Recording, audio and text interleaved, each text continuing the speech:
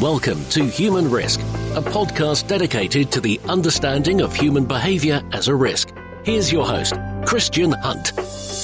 Hello and welcome back to the Human Risk Podcast, the series where I look at human decision-making as a risk and what we can do to mitigate it. Now, one trend we've seen in recent years has been the increasing use of the term unconscious bias. And in fact, if your employer is large enough, you might even have been sent on some unconscious bias training. That's training that's designed to help us understand and manage the fact that our decision-making is biased. Good example might be hiring someone based on your gut feeling, something that might well lead us to be more likely to hire people that are similar to us. That's human risk in action, because if you just hire people that have similar ways of thinking about things, you're risking dynamics like groupthink. It's also not a good way to maximize creativity and innovation. But just because we know about unconscious bias doesn't mean that there's a simple training-based solution to it. In fact, there's plenty of evidence that unconscious bias training doesn't work. We do all have unconscious biases, but you can't simply train them away. It's this topic that came up in a recent episode of this podcast. I was talking to Dr Magda Osman on episode 92 of this series. We're currently on 102 if you're looking to find that episode. And at the end of our discussion, we started to explore the topic of unconscious bias. Both Magda and I felt there was some unfinished business, and a number of listeners got in touch to say they'd love to hear more. So in this episode, I'm delighted to welcome back Dr. Magda Osman. You don't need to have heard our previous discussion to listen to this one, though obviously I highly recommend it. What we explore are the two things that make up the term unconscious bias. What do we mean by unconscious, and what are biases?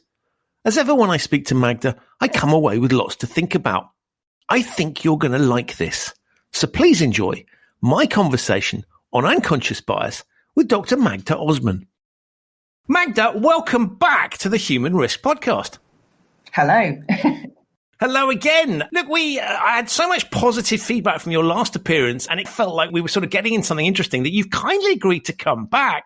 And the topic that we closed out on last time was unconscious bias. And it struck me that there were two distinct elements, he said, primitively dissecting the phrase, which was the unconscious and the bias, both of which are areas that you've looked at. So I wanted to kick things off by looking at that concept of the unconscious. And you've recently published some research that starts to explore what's going on in our minds and what we think about that and how that impacts us. Yeah. So, you're right. Let's sort of take this in two parts. So I can sort of talk about the unconscious bit first, and then we can go on to the biases stuff. Okay. So what I was interested in looking at was, what people's folk psychological beliefs about the unconscious.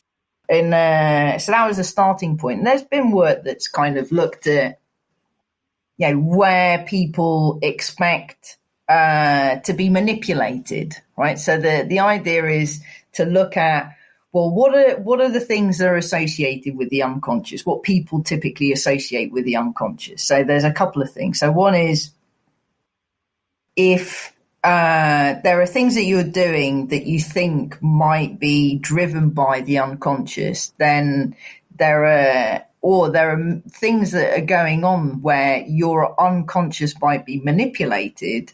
Then if you ask people about, well, how much free will do they have around what they did, then they say, well, not very much.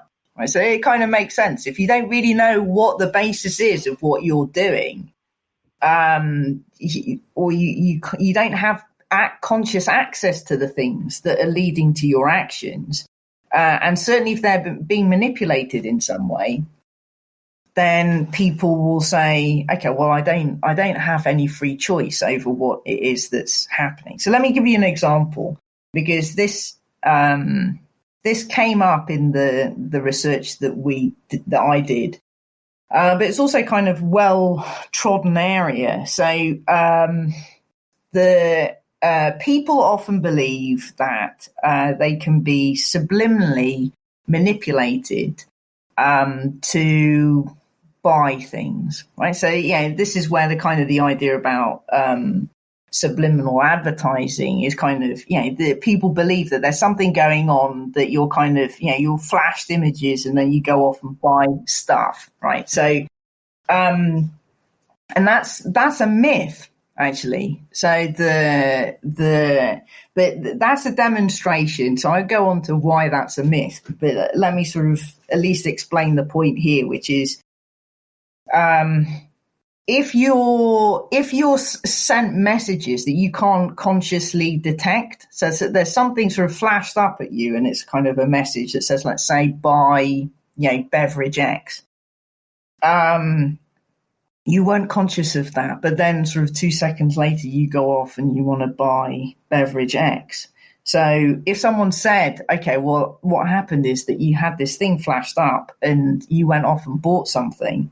You think, well, okay, I didn't have any control. There's no free choice there. I was being manipulated.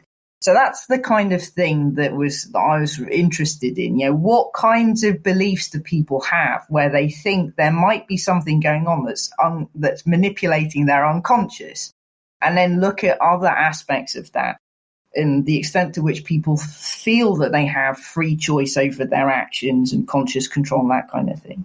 So let me kind of end the point around subliminal advertising. So when I say it's a myth, it is a myth, right? So it's this dates back to this guy Vickery, who was a marketeer in the 50s and stroke psychologist, and he had convinced this cinema owner that he was going to all he was going to do is kind of send flash messages while people were watching a film. And then they would track the sales of popcorn and whatever else, because these messages contained kind of, hints to go off and buy drink and popcorn. And then he wrote this report up and then went round the country. This was in the US, saying that this is what he had demonstrated, but it was a hoax, right? So he had to later had to fess up and say, actually, I made up the data. There was no evidence that this actually happened. But at the time, it resonated with the populace so much so that actually, there was regulation that was put in place to prevent these kinds of things from happening. So since that time, psychologists have actually tried to find evidence to see whether this can actually happen. Like, you can flash things up in the lab and then, look at behavioral responses, and it doesn't work. There's no evidence. You can't present images and expect a direct behavioral response where you can actually go and buy and plan actions to go and buy something as a result of flash message. But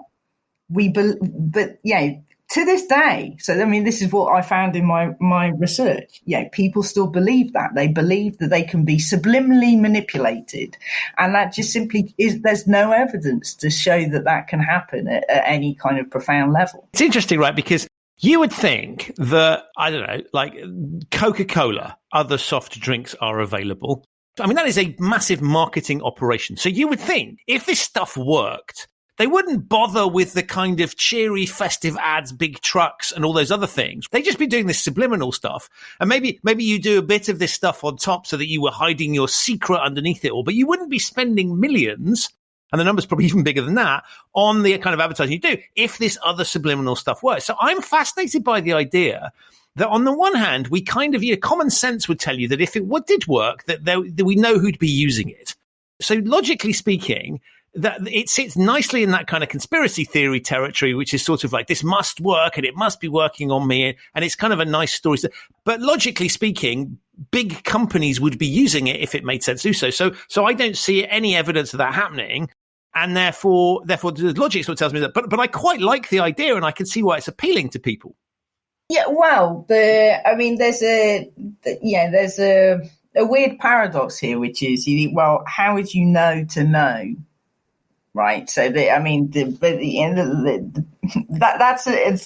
also an interesting philosophical kind of issue. Actually, because a lot of this taps into that kind of philosophical area about, free will, indeterminism, and, self-insight and so on. But anyway, the thing is that, as I said, the regulations were put in place because it was deemed unethical, right? So, even if companies wanted to use that now, wanted to use that technique, I mean, again, bearing in mind that we have to be quite clear about what we mean here. So, because subliminal is kind of thrown around left, right, and center and kind of attributed to things which aren't subliminal, right? So subliminal just means that you're presenting something below the conscious threshold, right? So, the presentation of information that's flashed at you.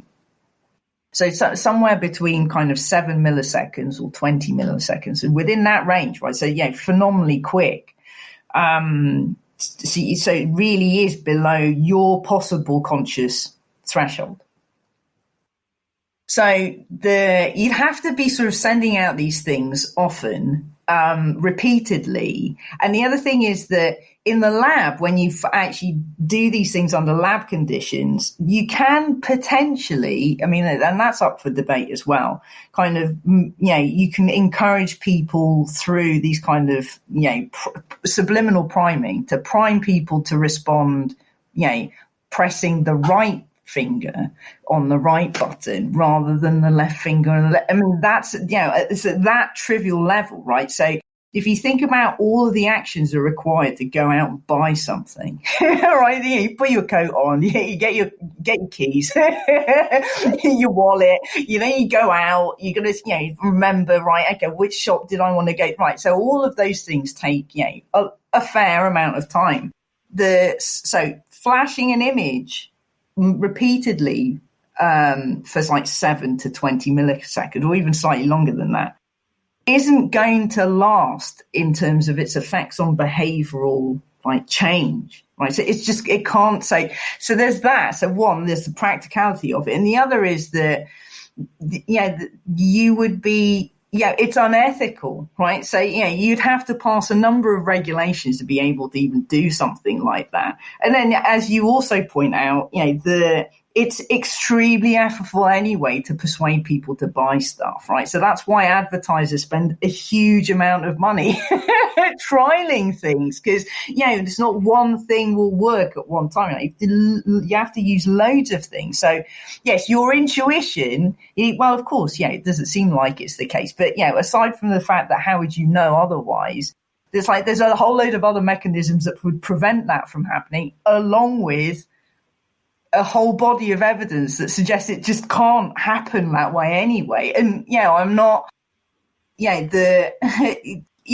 for a conspiracy theorist kind of person might say, well, of course you're going to say that because you might be funded by I don't know, some big kind of corporation. It's not. It's like all of these researchers are independently showing over multiple years the same kind of outcomes, which is if it works very trivially on behavior. We're obviously attracted to that idea. And I think there's something fascinating, and it sort of picks up what we were talking about last time around this. On the one hand, we like this sense of autonomy, right? I don't like being told what to do. I'm intelligent. I can make my own mind up, all those sorts of things. On the other hand, it's sort of quite comforting to be able to go, well, I couldn't help myself. Out of control. The reason I'm a slob and I eat loads of unhealthy food and don't do an exercise, right, is because well, I can't help myself because that's just, somebody's persuaded me that they're manipulating me and so we have this strange kind of, it's almost cognitive dissonance in ourselves where we want to be in control, but it's also quite comforting to be able to justify certain things by dint of other people influencing us. Yeah. But that also tells you something. You're right, because this is something that I've been thinking about for some time, but there's no easy way to address the reasons why that's the case, right? So why is it the case that certain periods in history we're more inclined to because we're more inclined to defer a lot of what we do to our unconscious and place a lot of responsibility on that, and also give weight to the fact that a lot of what we do is unconscious, right? So this, so where you attribute responsibility and also where the bulk of what what motivates and drives you is unconscious. And so there are interesting signatures between now and sort of the 50s where psychologists, they were in ascendance at the time, in their and the value of psychology was seen to be incredibly high. Right. So why is it that time? At the same time, people were believing that, you could be manipulated and influenced and kind of, brain trained, and mind control and that kind of thing. And actually, what we've seen now is something not dissimilar to that.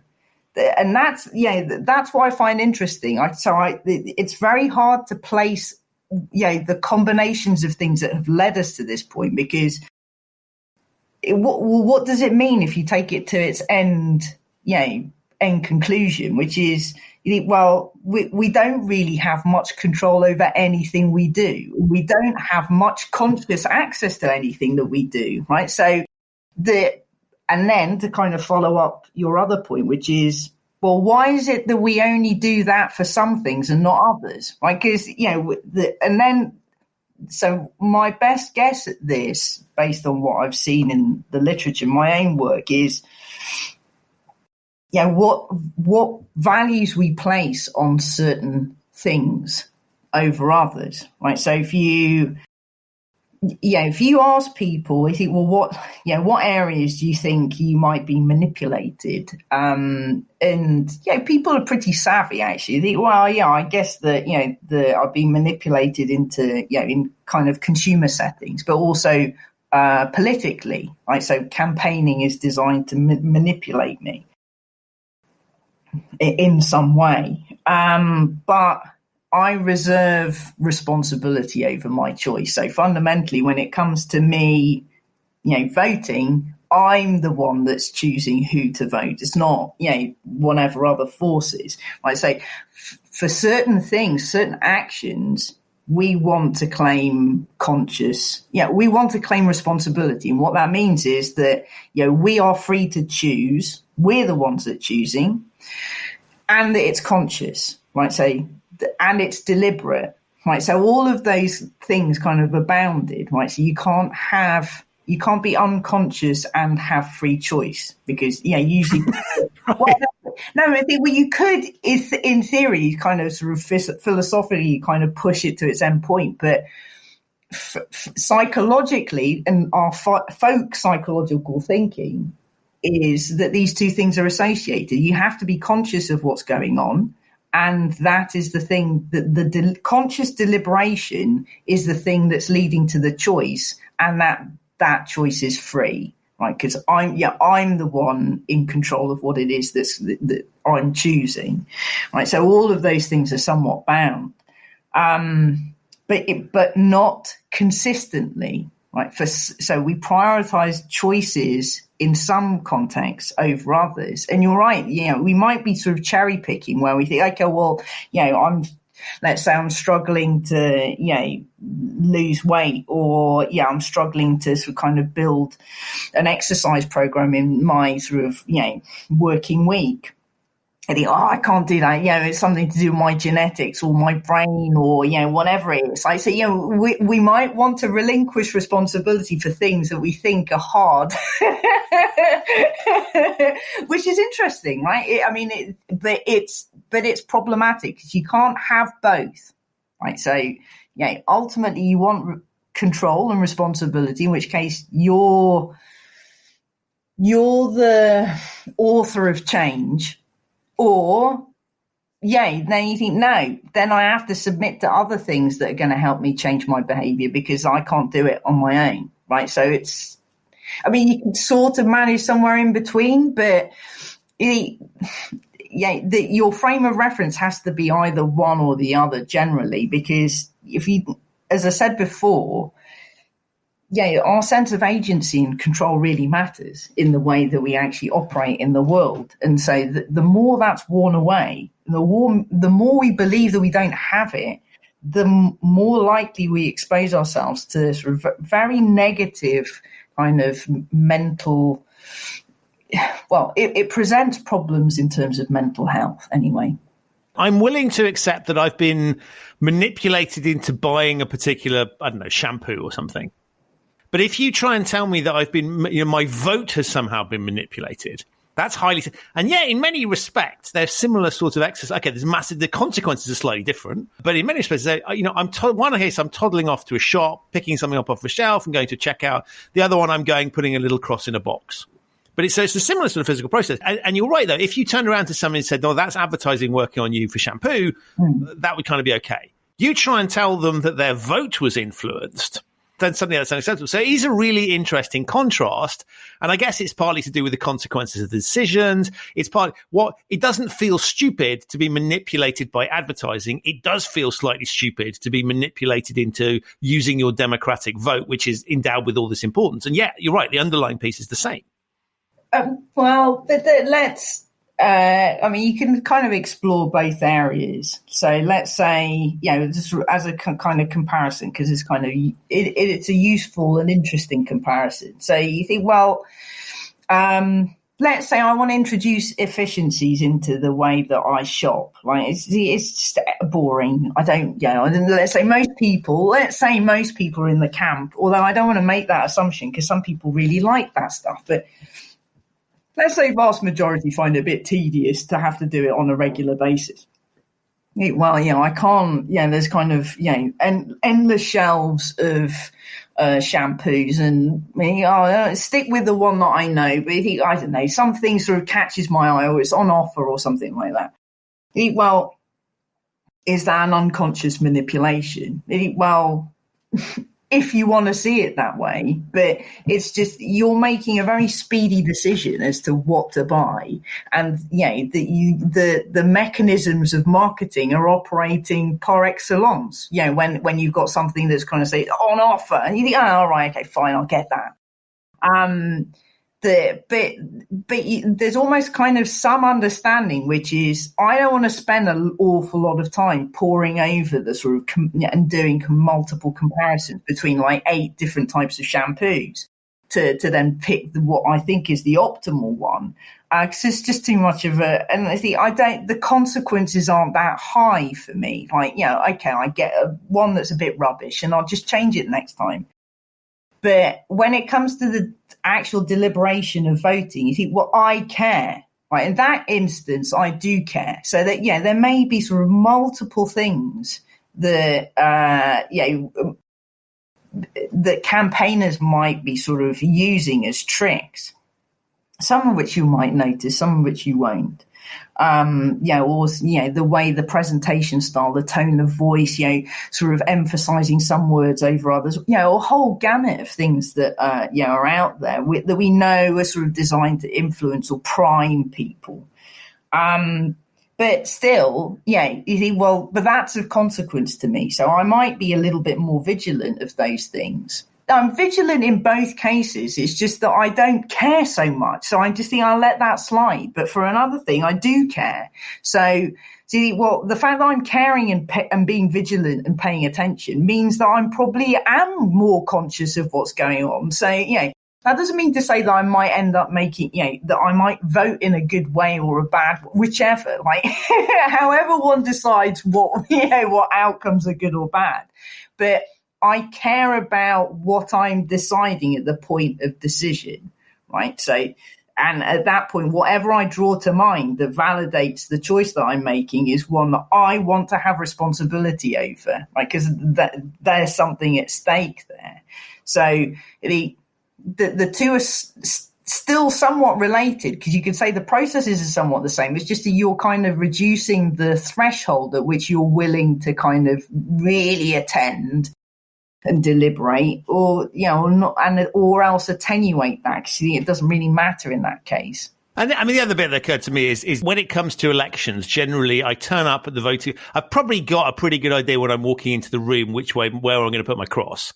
And unlike the shampoos, nobody's going to throw me a curveball at the 11th hour and throw another candidate onto the list in a way that they do in the supermarket, because they may suddenly throw shampoo I've never heard of, looks really cheap, or something, I know, David Beckham endorsed shampoo, right? Suddenly you go, oh, that looks interesting. Didn't even know that was available. That doesn't happen in the voting booth. So to a certain extent, there's a lot more thought going, the example's a little bit facetious, because one of them, you have thought about it and you are just go, chances are you're probably not just going out to buy shampoo. There's other things going on. Election voting feels a little bit more of a conscious decision. But you make some really interesting points. And as I was musing about those two things, I got to justice and this idea that, of course, the justice system is generally built around you have concepts of things like diminished responsibility. But broadly speaking, the justice system, for very obvious reasons, has to operate on the basis that we know what we're doing. That we can't just blame, I was told to do it by a voice from wherever, doesn't really fly in a court of law for logical reasons. Otherwise, everybody would be saying that. So there's an example where it really is, we don't allow that much of the subconscious to kick in when we're looking at the really, serious question of why you did something. Well, yes.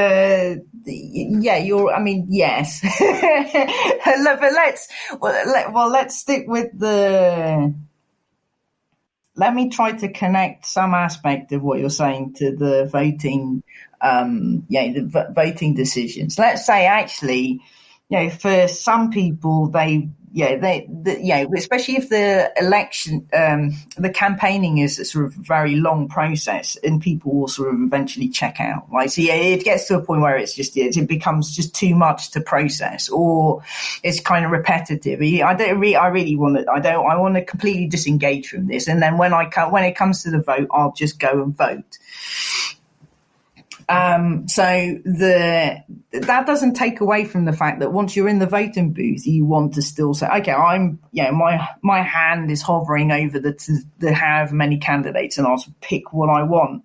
I'm the one that's making the decision at that point. Now, the basis of that decision could be the totality of all of the stuff that you've paid attention to up until that point, or it could be a completely emotional decision, right? So, it's not like, but it's not. But also, right, and this kind of connects up with kind of diminished responsibility, because there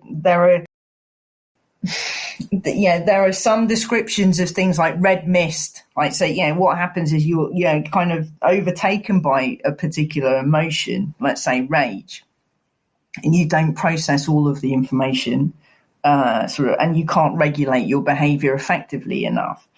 So this is an extreme example where your emotional state is driving what you end up doing.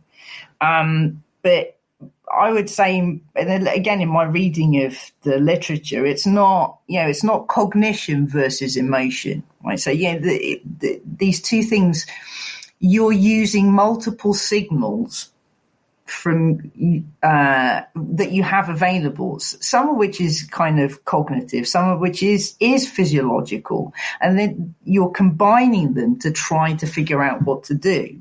And sometimes some signals kind of take more precedence over others, but that doesn't mean, but it's not either or, right? So you most of the time we're using multiple cues from our internal kind of physiological states, as well as we know sometimes we think we're being a bit grumpy, so you just lose our attention is too short, we're just too tired, and so but we know that, though it's not like that's happening totally unconsciously. Otherwise you wouldn't know to detect it. So it's the extent to which we vary the levels of attention that we give to these different things, these different cues. So that's why I was kind of trying to avoid the legal aspects of this, because that's a territory which is incredibly complicated, which I don't think we're going to cover in the time that. Right. But hopefully I've kind of covered enough around what it means, at least from a folk psychological point of view, what counts as unconscious, and also what implications it has for are the other aspects of behavior. Right. So, if the kind of, to knock this on its head, if we feel that, we're doing something where, it's kind of our responses are pretty quick, or we haven't been able to think through, or there's something that's sort of kind of nagging us, we think, it's kind of pushing us in a direction, but I have no idea where that comes from. And then we make a choice. Well, that choice doesn't seem free, right? And the choice is one which is not under our conscious control, right? And so what happens is that, at least in the work that I did, people attribute those things differently in different contexts. So, such as voting, which matters, so people want conscious control over that.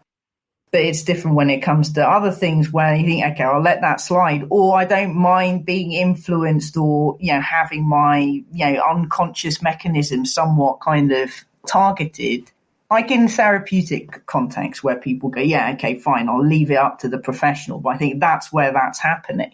Right, so I think people are generally sensible about the way they understand these things. And then riffing over from the unconscious into the bias, how do we sort of think about biases and how they operate? Here's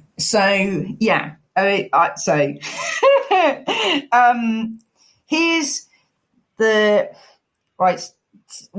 So to step back, right, because I'm trying to organize what often happens is that people, I see this a lot now, which is, we should eliminate bias, right? So the reason why I start off with this and then work backwards from it is just to give you an idea of just how impossible that is, right? So it's just never going to happen, right? So but it's interesting because it's a dirty word. Right. Yeah, when we use it, it's like he or she is biased is not generally a compliment. No, but I mean, it's also inane to say that, because everybody is around everything. It'd be weird if you you're absolutely right. It's so strange. You're not biased, right? Yeah, but that's weird. It'd be impossible, right? You would not. Well, okay. To put things then in context. So let's say that actually, we have a cognitive system that has to try to create efficiencies in the amount of information that it takes into account. And it has an advantage in that it can consolidate information over time, right? So you develop a lot of experience, and so you learn to figure out, some things that are more useful to you than others. I mean, some people go as far as saying, there's kind of they have an evolutionary kind of aspect. That's for other people to say. But, I just stay at this kind of cognitive level for now without having to sort of bring in that kind of baggage. Then you think, well, okay, what we have is kind of rules of thumb, like quick tricks to say, okay, well, if we're judging distance, things that are small often are far away, right? So that you think, well, okay, that's a kind of rule of thumb, right? So, but then what happens is that you can then overextend that. So then once you overextend that rule of thumb, what you're doing is you're then over prioritizing certain information at the expense of other information that you could use, right? So that there could be a whole host of other information that's far more relevant, far more accurate, but you're neglecting it because you're overweighting something which you found useful.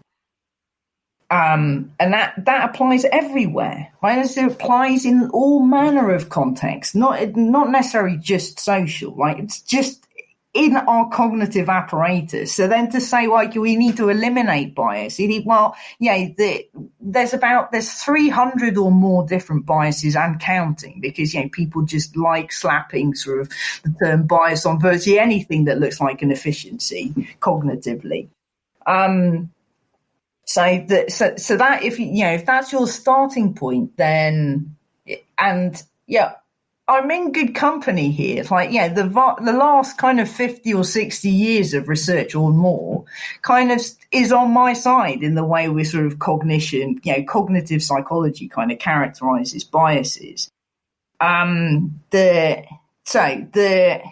Here's what I thought in kind of preparation for this, which is, given there's sort of like a whole range of different biases that are out there, and some have greater consequence than others, especially ones which impact other people, like social biases that have a social component to them. You think, well, are there all of these different biases kind of reduce to one or two? Right, so there's kind of just to get a handle on everything, rather than have to keep targeting all of these different things that exist. You think, well, you go back to some kind of core social psychological literature, then yes, there are. So here's one. Well, here's two. And actually, I quite like them. Actually, it's kind of I find them quite amusing. So one is it's kind of the objectivity illusion.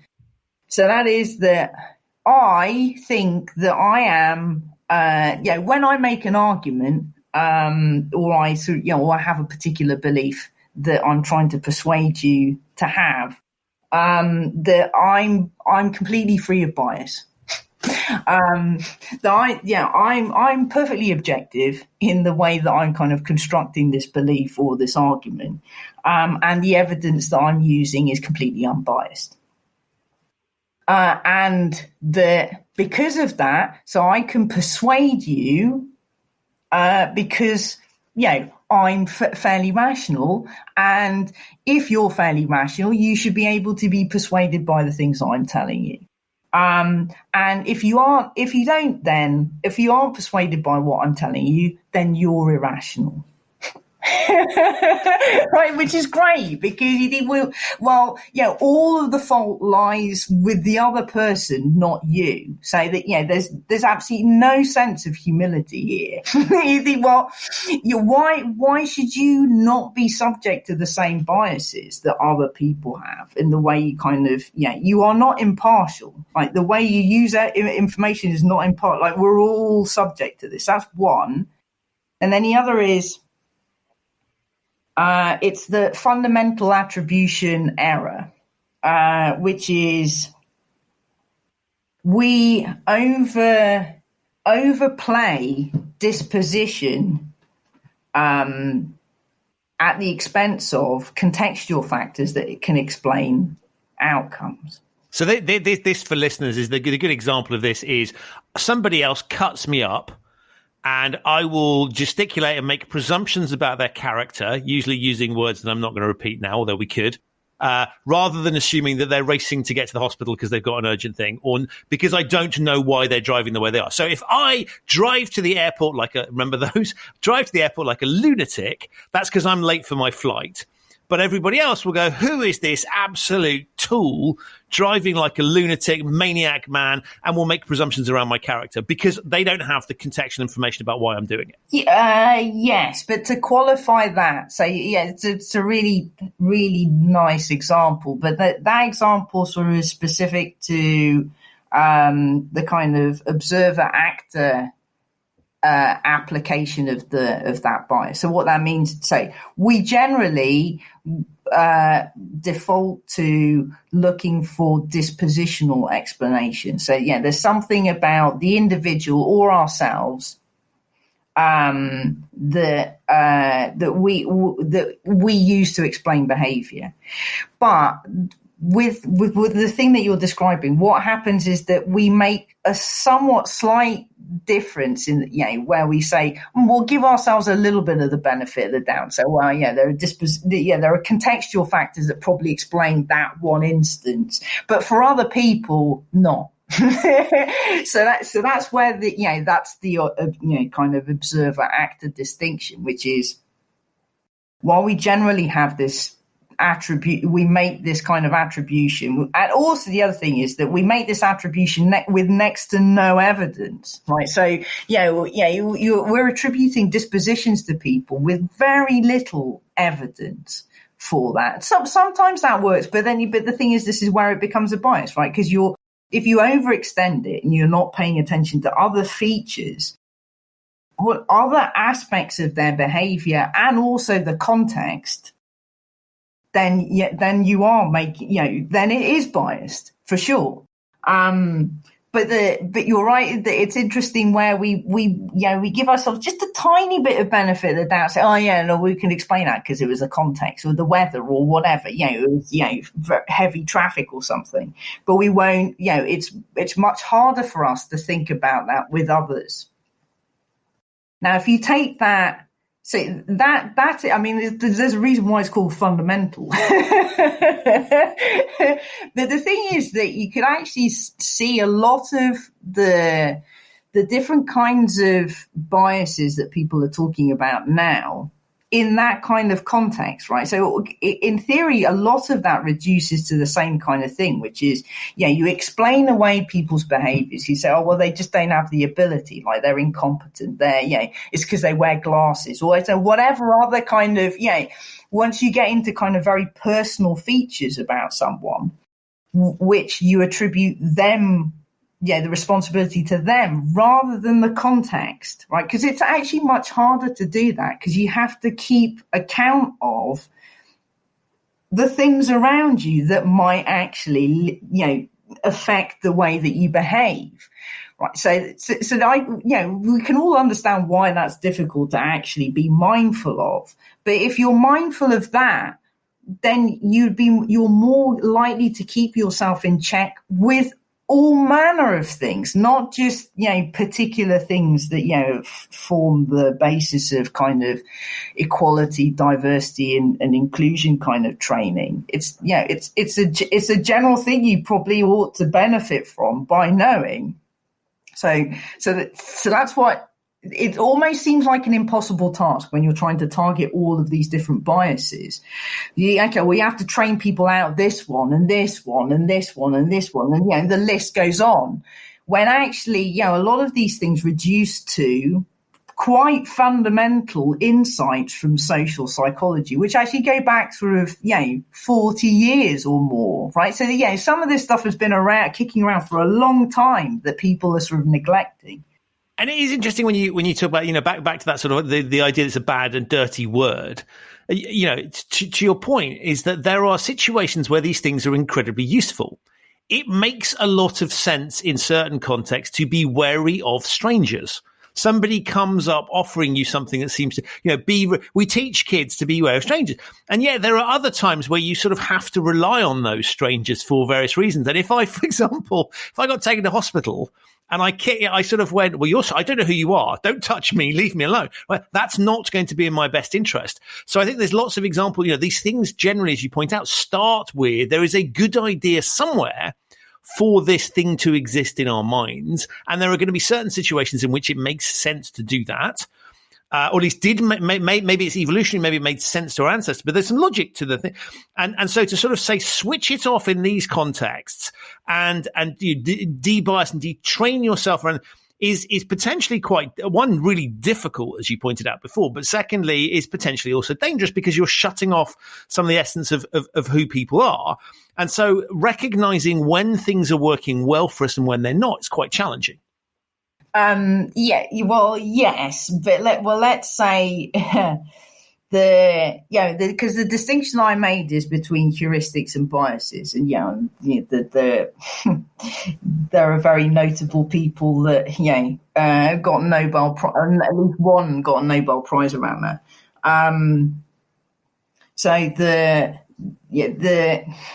But we can still make a distinction between the two, right? So, I mean, in terms of how we target them, right? So it's not like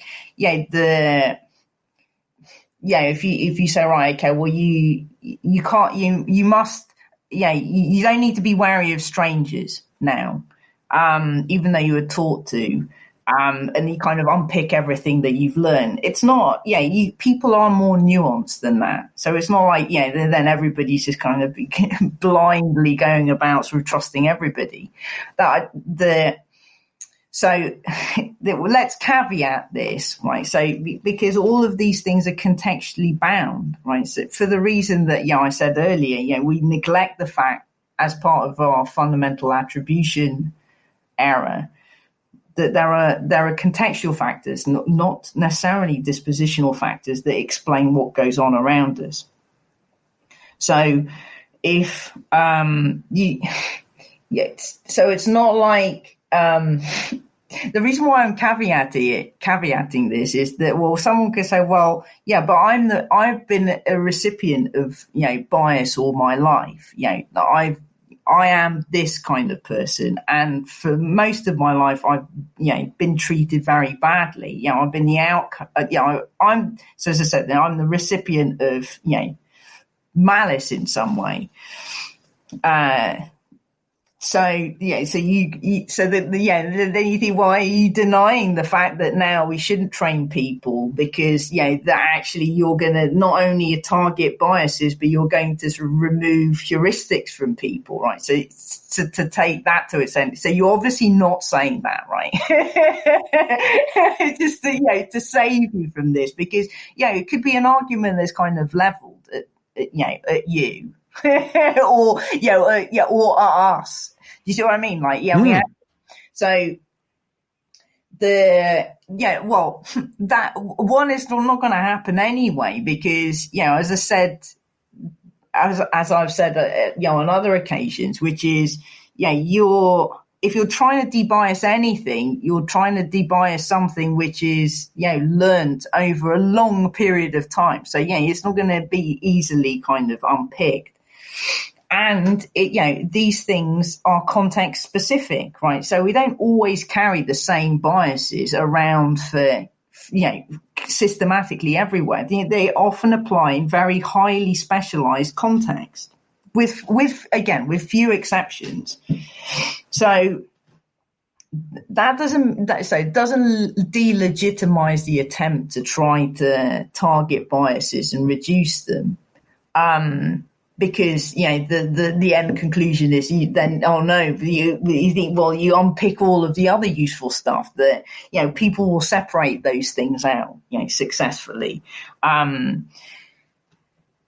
I think I'm not sure where I was going with that one. I don't know whether I sort of took it to a point where it's a really interesting question here, because what all of these things go to the essence as to who we are, human identity and sense of agency, and all of these sort of things that make us feel human, I guess.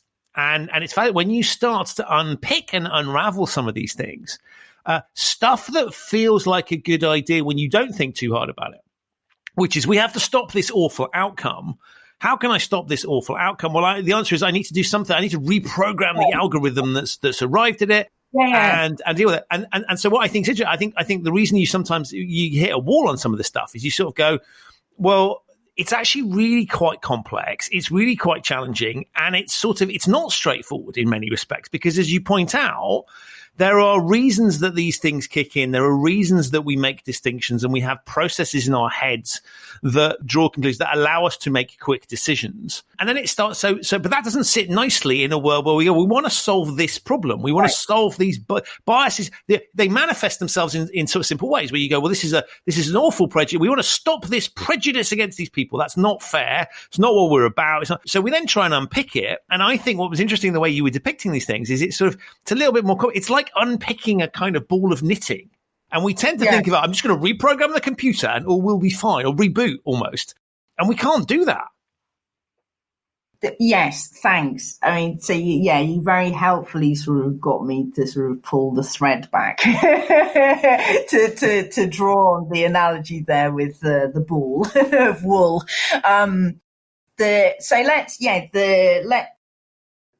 Let's talk around kind of, the training then, right? Because you think, okay, well, there's all of these things going on. How do we then address them given what you just said? Right. Right?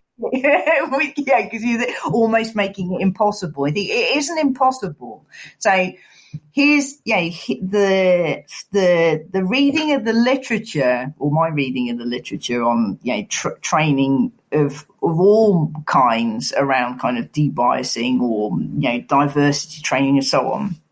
And there's some great reviews. I mean, the literature reviews that have been conducted. So here's kind of a few pointers where If you make the training, and it kind of speaks to some of the stuff that we talked earlier about, which is you identify specific groups. You say, all right, we're going to focus on, debiasing it towards, I don't know, a particular group, a highly specific group, and say, what you spend, like, I don't know, a day or two, or however long it is on that, then actually that leads to backfiring, right? So what you create is intergroup tensions, right? So the subject of the bias, like the specific group, that people are supposed to be trained out of showing bias to, actually show more bias towards them, because you can create tensions through the introduction of a training, efforts to train people out by that bias. So actually a broader focus, not unlike what I just said, like if you just think actually there are some fundamental things that we do that you might be useful for you to know about and to sort of keep, be vigilant of, is much more effective and less threatening, right? So you remove any intergroup tensions by doing something like that, and the possibility of backfiring. And the other thing is, if people are, this is the other thing that's kind of remarkably, there's one systematic thing out of all of the reviews that show of different kinds of debiasing kind of training, and EDI kind of quality, diversity, and inclusion type training stuff, or unconscious bias training, the whole thing, all of that. One thing that's sort of amazingly kind of systematic about the findings across all of these things is that people are resentful of being sent on a training course, because the assumption is we're putting you on this training course because there's something wrong with you. Right. Right. So as soon as you do that, actually, you're already you're on the back foot, right? You're not going to get people on side. It's very difficult to get people on side if you're just saying, right, okay, this is also why making these things mandatory also creates a problem, right? So because you're sending the signal that there's something wrong, right? So, and also it can be misplaced, because often, so here's a couple of other things to kind of, that I've sort of observed around these things, which is that there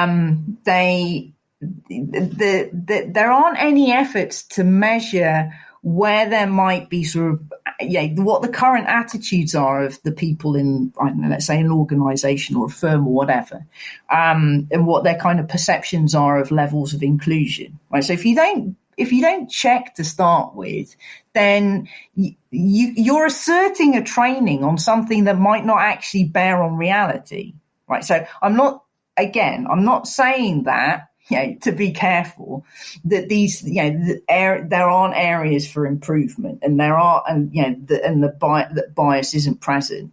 All I'm saying is that, some of the problems with actually introducing training is that it's misplaced, right? So it's not targeting the things that actually are there, right? So if you don't check to start with, then you're just kind of throwing things at people, on top of the fact that people don't like going on these things because they're assumed that there's something wrong with them, right? So then you're just compounding the problem of not actually creating anything effective, right? Because you're not targeting what might be the issue, unless which requires you actually evidencing it in some way, detecting it, and then sort of presenting it as a way to sort of as a broader focus, right? So you don't put people off, and also integrate it with, other training that people need anyway, right? So if you build it into, this is an ongoing thing that you need to, we all need to be careful about biases and that kind of thing, because, we make very snap decisions, and sometimes we need to, justify the decisions that we're making, and so on, right? So once it's seen to be part of something that you can actually benefit from more generally, then these things tend to be, the uptake is much better. So,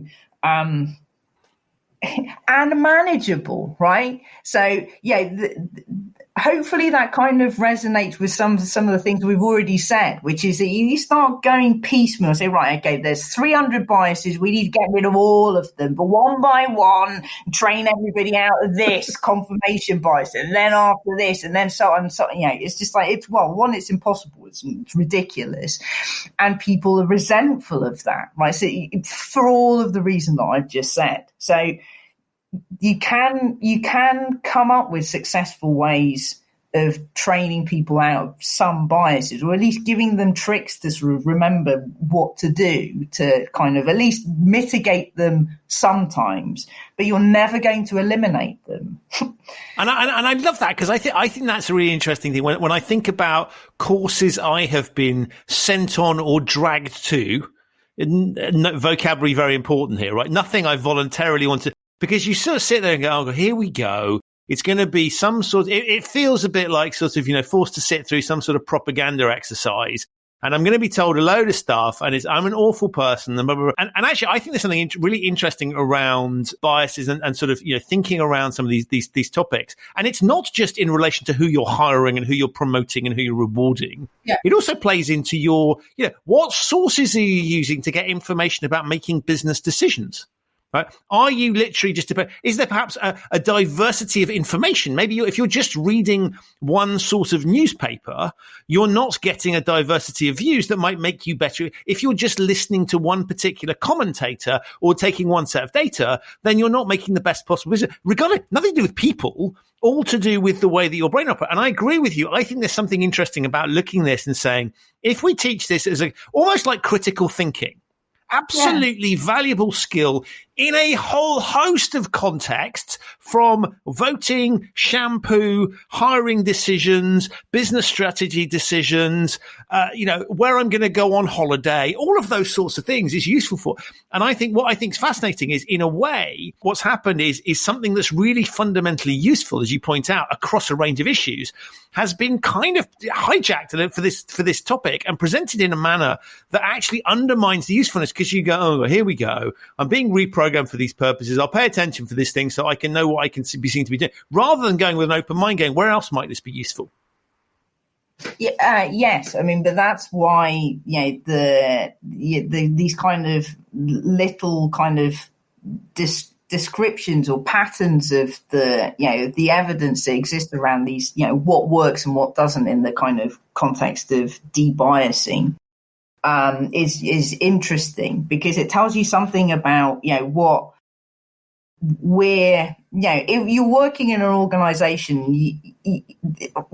people are generally kind of put off, unless they can sort of see this as a jolly. It's like, great, a day out, they don't have to do any work. But other than that, it's I'm just going to be patronized for a day where I'm told these things I need to know. And these are things which I'm terrible, and I'm an awful human, and and so on. If it's integrated into sort of general insights, which tell you something that connect everybody, right? So this is the other thing, right? So the more you focus on these differences, the more you're going to create further differences, right? So if I said, that we have a fundamental attribution error, right? So, or bias, or however you want to call it.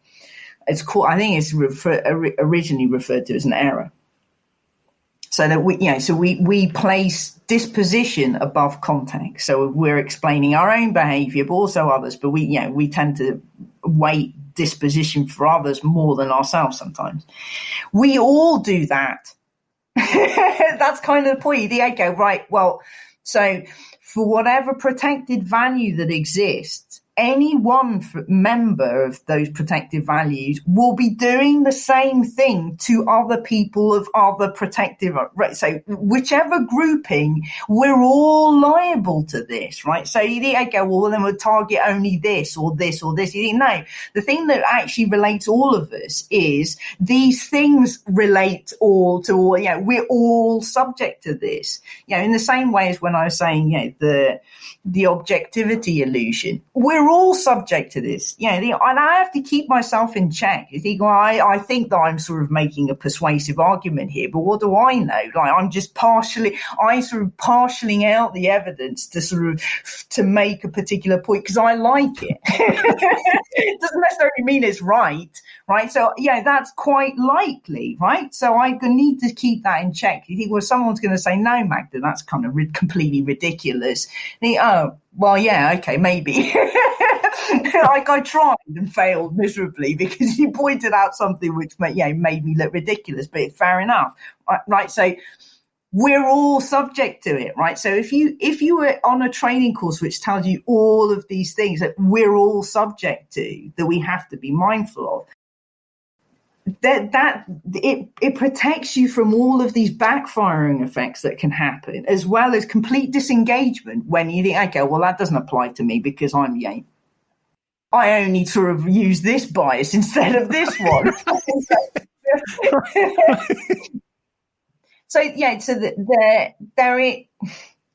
One other thing, a lot of the training doesn't build on theory. Right. So, the what I'm telling you now is based on theory. Right. So there's and I know it has a long heritage. Right. So these things have become well founded for decades. So the problem is that, if you create, because it's an industry, you think, okay, I'll be another person that comes up with some kind of training schedule that I can sort of cream, money from businesses to kind of, retire early. Anyone could do that, and you can sort of get away with it. But if it's not theory led, there's another reason why it's also not going to work. So you're not actually basing it on kind of psychological insights that exist for a long period of time. So that's another reason why a lot of these, well, it's not the only reason, but it's one of many reasons why these things don't work. Love it. Wow. That time has just flown past. And look, it's been really fascinating. It's taken us to all sorts of places. I think it's one of those podcasts I'm going to want to think about and reflect upon and kind of draw useful conclusions down the line when I've had a chance to think about it. But we've covered some amazing ground. Thank you for demystifying the unconscious and demystifying biases. And in doing so, helping all of us to manage our unconscious biases a little bit differently and think about it differently. So thank you so much for all of that. Thanks for having me on. So that's it for another episode of the Human Risk Podcast. My huge thanks to Magda for appearing and to you for listening. To find out more about Magda and her research, there's a link to her website in the show notes. If this is your first time of listening to the podcast, you can subscribe wherever you get your quality audio content. It's available on all of the podcasting platforms. Thank you so much again for sparing the time to listen to me. If you want more human risk, do go to human-risk.com. You can check out the brand new website there and find links to the video channel, newsletter, and other resources that you might find useful in managing human risk. I'll be back very soon with another episode of this podcast, but in the meantime, please stay safe and thanks for listening.